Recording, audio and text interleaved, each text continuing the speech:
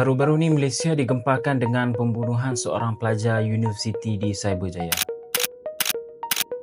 Mangsa yang baru berumur 19 tahun ditemui tidak bernyawa dalam bilik dia sendiri pada 24 Jun 2025. Mana Syafrek kau Akarani seorang pelajar jurusan fisioterapi di Cyberjaya. Bila polis sampai ke bilik dia, tak ada kesan cubaan menceroboh ataupun cubaan mencabul. Bila tak ada kesan menceroboh ni, mungkin orang yang terdekat dengan mangsa boleh menjadi sebagai suspek utama. Dan dalam masa 2 hari saja, polis menahan 3 orang suspek terdiri daripada 2 perempuan dan seorang lelaki.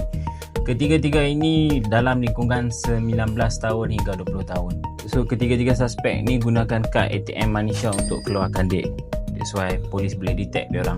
Yang mana yang tinggal area berdekatan dengan tempat kejadian mula risau sebab bulan 9 tahun lepas ada seorang warga emas berumur 75 tahun dicabul dan dirompak di area yang sama jugalah.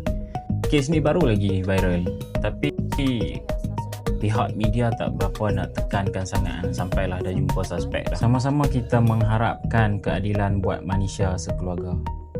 May God be with you.